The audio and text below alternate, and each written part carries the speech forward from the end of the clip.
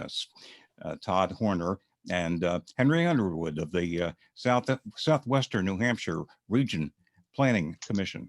You have a lot on your plate, as I said, but broadband is very important to some, extremely important. If you don't have it, you may be at a great disadvantage in many ways.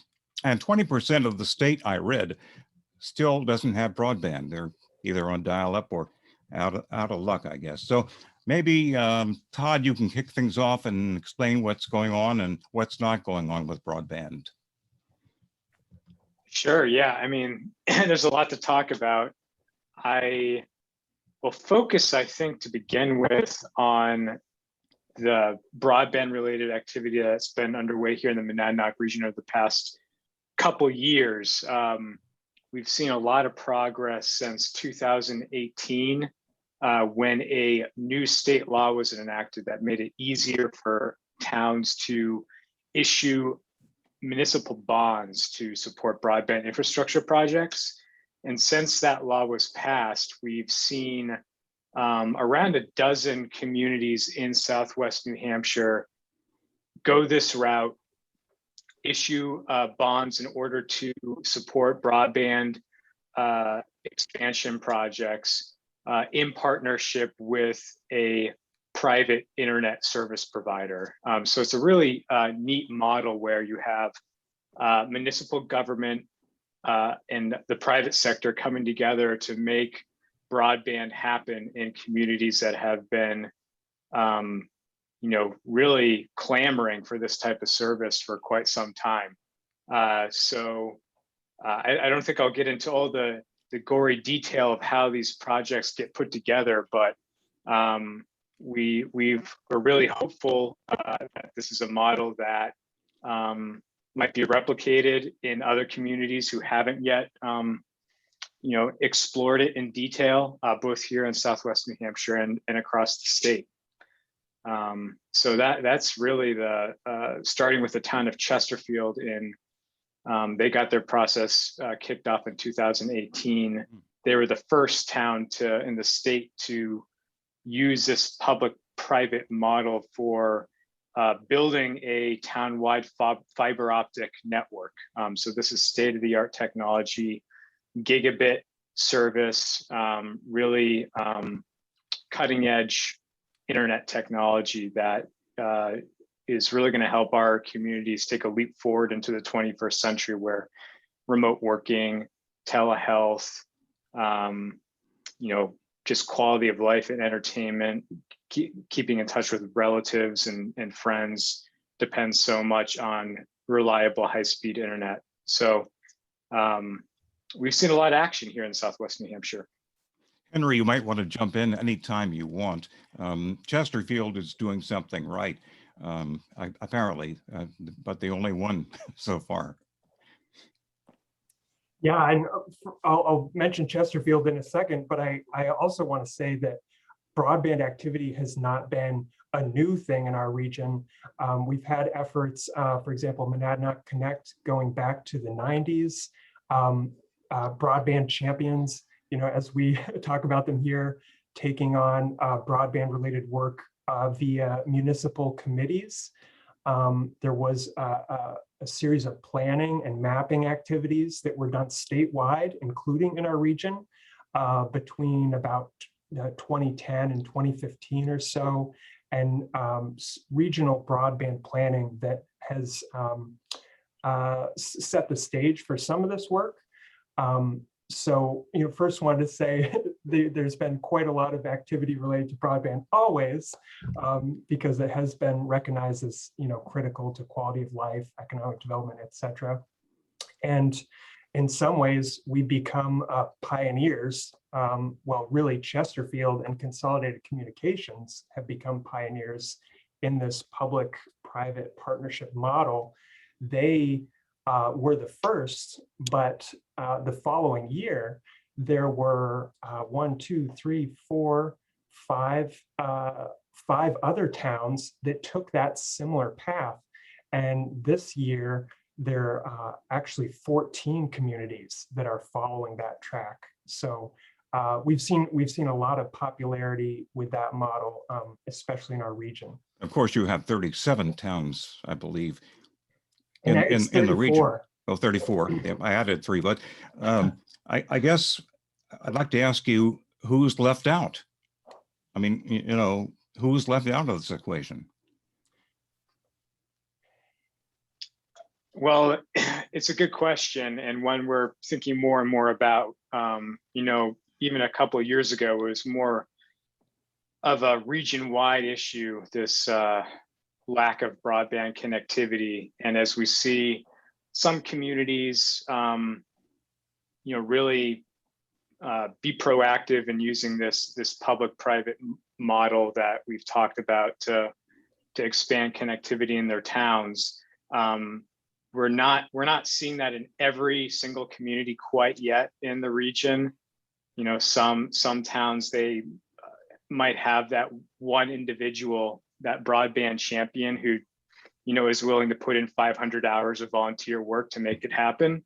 Not every town has that person, at least not initially. So here at the Planning Commission, we're thinking, how do we help those communities who are earlier on in their broadband journey to, you know, take the next step. It isn't, you know, for most of us, the internet, how the network is actually built, how it's actually constructed is completely opaque, and there's a learning curve if you're a volunteer figuring out how do I recognize that there's a problem, there's a lack of service in our community.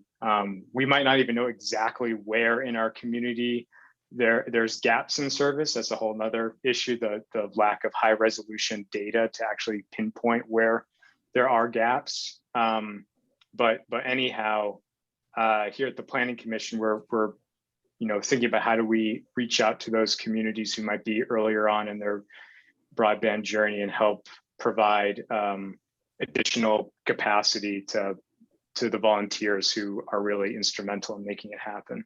Is it a question of inertia as to whether these towns are on board or not? I think, like I said, it all depends on whether there's that individual or small group of people who really recognize the challenge and the importance of town-wide broadband. So part of it just happens to be where these people live, which communities they live in.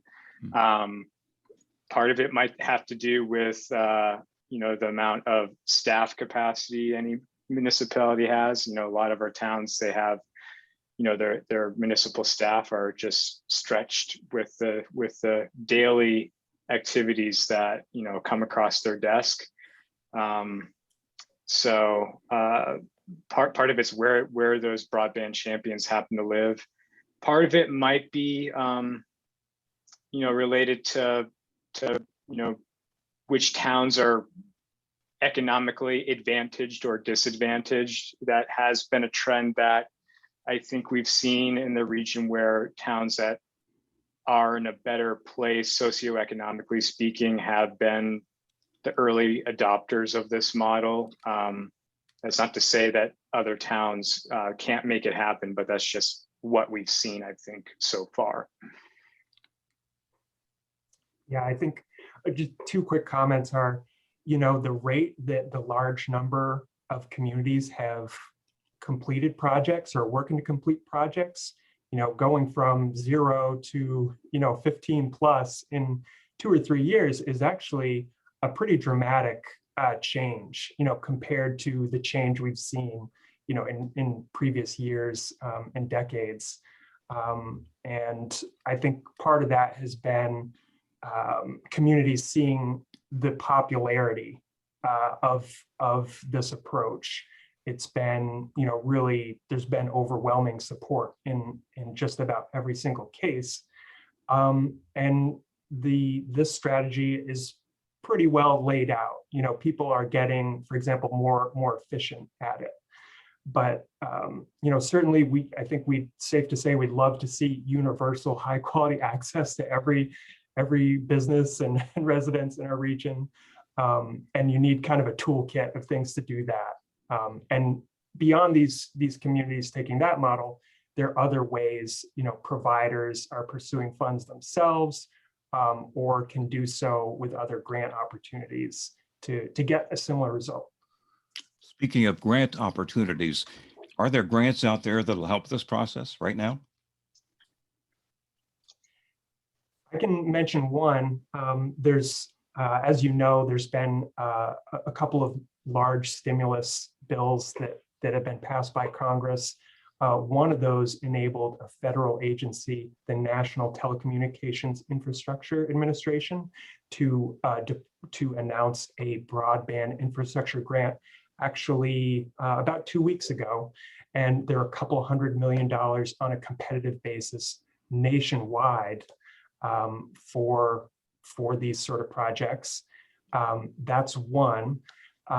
It's also notable that the FCC, Federal Communications Commission, recently concluded their Rural Digital Opportunity Fund auction.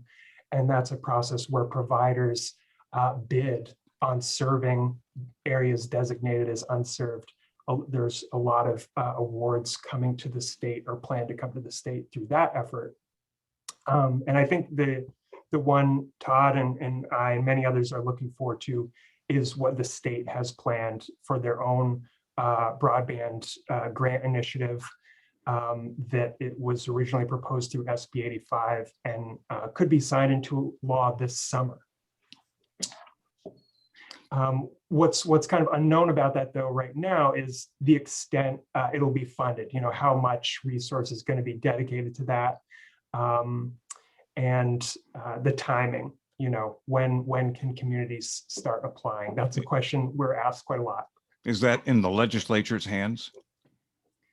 My understanding, part of it is probably the funding portion, but also the proposal is to designate a state agency to undertake the administration of the program. They got to spend some time to set that up and to announce it. That's all on them. Let me ask you this. Consolidated is working with Chesterfield. Is there any initiatives that can make them, or not entice them, I should say, to expand to other communities that need it? Yeah, and just to be clear, Roger, my understanding is that the network build out in Chesterfield is largely complete at this point in time, and I believe has been I'm not exactly sure when the build out process completed, or if it has. If it hasn't, it nearly has. People are using fiber internet today in Chesterfield, so I think that was one of the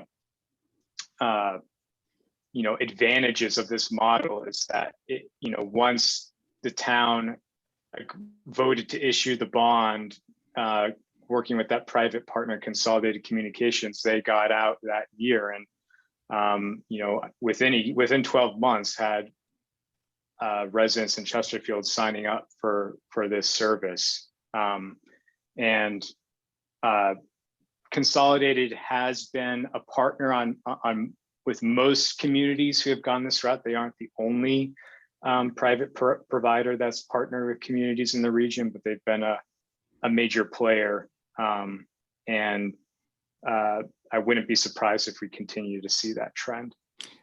To get people, all people connected, what a challenge if they're really far, from the locus of connectivity. Yeah, it's that's what that's been one of the driving factors of why it's taken so long, right? It's not the private internet service providers have crunched the numbers, and from their perspective, at least, it doesn't make economic sense to extend service to every property along every rural road. It's taken creative financing in order to incentivize making that happen. And it's also taken a new technology, whereas in the past, network based on copper infrastructure would kind of fade as you go down, pretend a long dead end road. That is not really the case with the fiber to the home technologies that many providers are favoring. So it's, kind of combating that lower population density, hilly, forested terrain with a new technology. Also, Todd made a great point that consolidated, our state's kind of dominant internet and telephone provider. They're making up a lot of these partnerships. 19 out of the 20. They have their own goals to modernize their telecommunications infrastructure to fiber. So to some extent, we're kind of riding that wave as well. So where do we go from here as far as planning with this issue? So I think continuing to work with communities who might be earlier along in assessing what their broadband needs are and helping them take steps to actually expanding networks in their communities. The physical infrastructure is definitely still a priority in many parts of our region. But as we see the network expand, what we're thinking about more and more here at the Planning Commission is other factors that might determine a household's ability to access or use high-speed internet. Just because a property could theoretically be hooked up to service, that doesn't necessarily mean that that household can afford high-speed service. It doesn't necessarily mean that that household has the computing technology. You need a computer typically to hook up to wired internet, which is what we're talking about. And it doesn't necessarily mean that even if you have the infrastructure, you have a computer, it doesn't necessarily mean you have the knowledge or you have the digital literacy to take full advantage of those tools. So these are some of the complementary issues that we are thinking about more and more. Not only how do we expand the physical infrastructure, but how do we make sure that our region is fully equipped to take advantage of that infrastructure? Before we go, Henry, did you have anything to add? The other thing that I think our region will continue to look at are other models for improving broadband. One that we didn't get to talk about, communication districts, could be another model that communities in our region around the state want to tap into. Maybe there are others that want to try to own their own network. There isn't really a one size solution to this, and we'll continue to help our communities understand what some of them are. Well, thank you both for participating. I will stay in touch. Thanks, Roger. Okay, talk to you soon. Bye-bye. Great. Thanks, Roger. Bye. Bye.